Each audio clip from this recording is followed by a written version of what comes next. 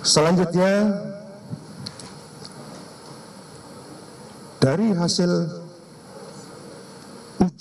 pengujian terhadap barang bukti yang dilakukan oleh laboratorium forensik digital terkait CCTV yang ada dari 20 titik CCTV, didapatkan hasil korban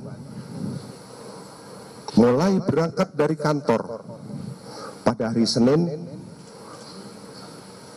tanggal 7 Juli 2025 sekira pukul 07.03, kemudian di kantor pada pukul, ini kami perlihatkan, ini CCTV-nya, ini CCTV-nya 7.03, kemudian ini adalah pada saat masa kantor 7.20, kemudian pada pukul 17:52, jadi ini berlanjut ya, ini berlanjut karena ada beberapa titik 20, kami ambil intisarinya saja. Pada pukul 17:52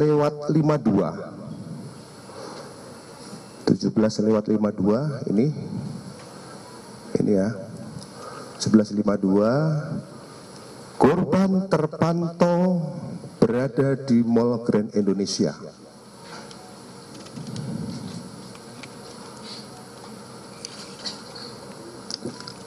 Ini selaras juga dengan hasil analisa terhadap IT daripada profil korban. Selanjutnya, korban pada pukul 21.39 termonitor memasuki Kemenlu. Ini sebelah kiri, rekan-rekan sekalian, 21.39 memasuki Kemenlu.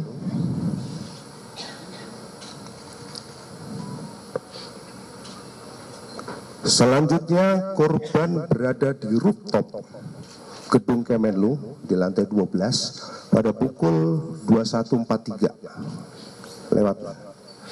Lanjut, ini naiknya pada saat naik, nah 21.43 itu naik, mulai naik 21.43. Keberadaan daripada korban di rooftop itu kurang lebih selama 1 jam 26 menit.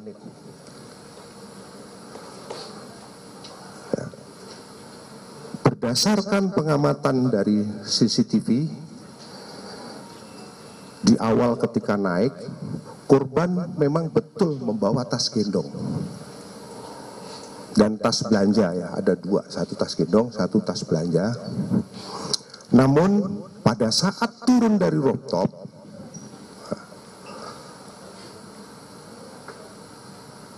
korban sudah tidak membawa tas gendongnya kembali maupun tas belanjanya. Jadi pada saat naik membawa, pada saat turun itu korban sudah tidak membawa lagi.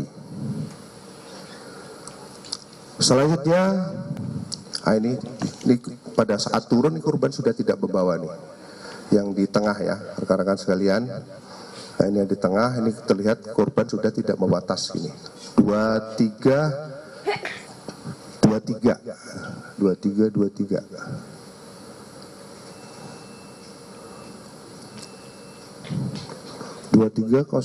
ya. Ulangi, 23:09 ini pada saat turun sudah tidak membawa tas lagi, maupun tas gendong maupun tas belanjaan, sehingga masih terlihat lagi di bawah yang sebelah sana pun masih terlihat 23:12 itu di bawah di pintu keluar.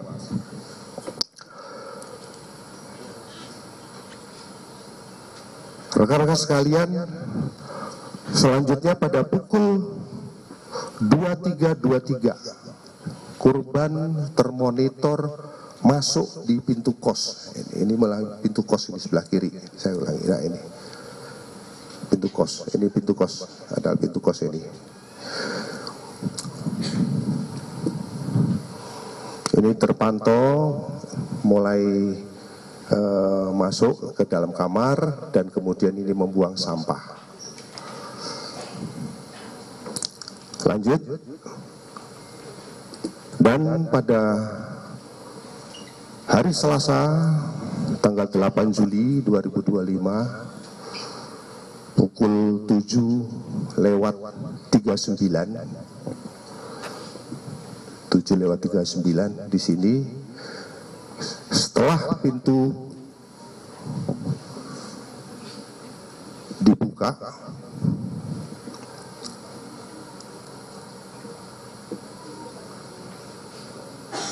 baru ditemukan meninggal. Rekan-rekan sekalian, perlu kami sampaikan dari berdasarkan hasil pemeriksaan terhadap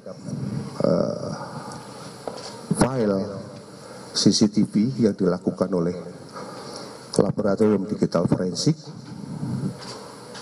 disimpulkan bahwa tadi sudah disampaikan sepanjang durasi video dimaksud, pada setiap frame-nya saling bersesuaian dengan tidak ditemukan adanya pemotongan ataupun penyisipan frame pada file multimedia jenis video. Ini sudah kami sampaikan. Kemudian yang kemarin menjadi bahasan di media, kenapa arahnya itu berubah ketika pada saat mulai mencongkel. Kemarin kami sudah melakukan konfirmasi dengan mohon maaf, dengan istri daripada korban terkait dengan CCTV kenapa bergeser. Hal tersebut terjadi setelah adanya permintaan dari istri kepada penjaga kos waktu itu lewat telepon, via telepon kepada penjaga kos atas nama Siswanto, ya, saudara S, untuk mendobrak kamar milik korban, sehingga penjaga kos meminta izin kepada pemilik kos untuk melakukan pendobrakan, dan hal tersebut disikapi oleh pemilik kos dengan menggeser sudut CCTV dan memastikan tindakan yang dilakukan oleh penjaga tersebut dengan maksud untuk memastikan tindakan yang dilakukan oleh penjaga tersebut. Hal ini juga diperkuat dengan adanya video yang diambil secara live, ya, artinya secara live, bukan live, rekaman video yang diambil oleh teman sekamarnya yang ikut mendobrak pada saat itu. Ini Bapak ini, Bapak F, ini merupakan teman kamar dari satu kos. Ini diperkuat dengan rekaman video yang diambil oleh Bapak F ini.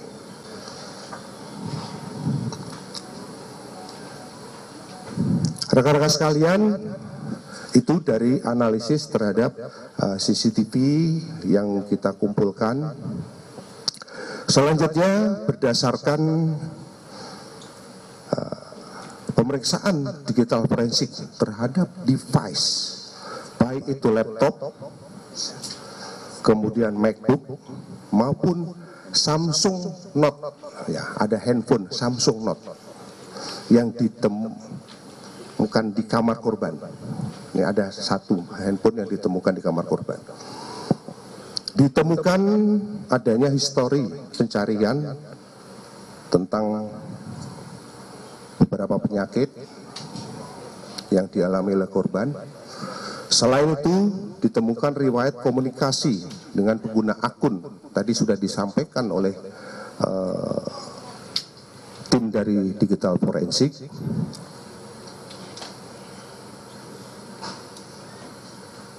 yang intinya bahwa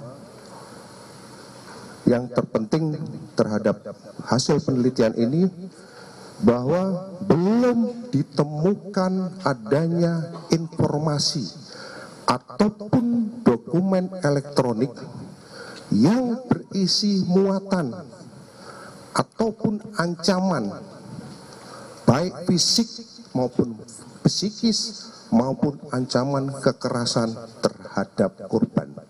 Jadi saya ulangi lagi, dari hasil penelitian secara digital tidak ditemukan ancaman fisik maupun psikis terhadap korban, termasuk ancaman kekerasan.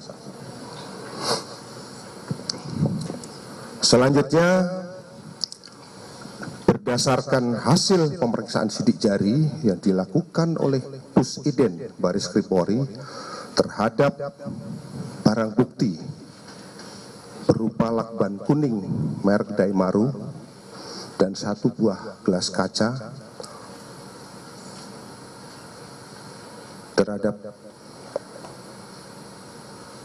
korban, bahwa lakban yang ditemukan pada jenazah adalah lakban yang dibeli lakban yang dibeli bersama istrinya di salah satu toko di Yogyakarta. Ini kami sudah konfirmasi dan kemarin sampel yang sama itu sudah diserahkan sama kami.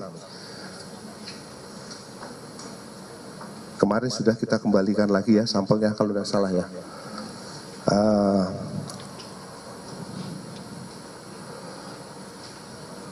Di mana lakban tersebut itu dibeli tahun 2000, dibeli sekitar bulan Juni tahun 2025.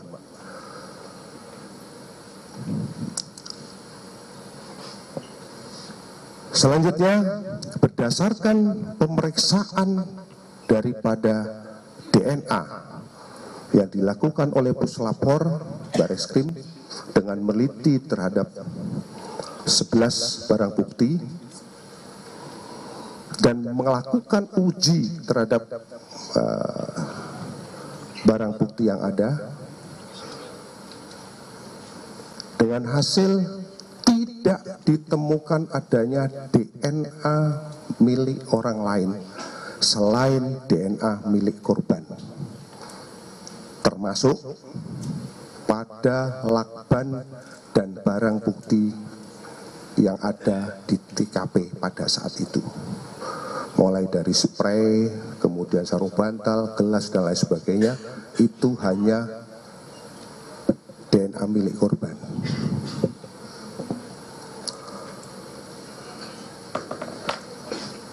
Selanjutnya, berdasarkan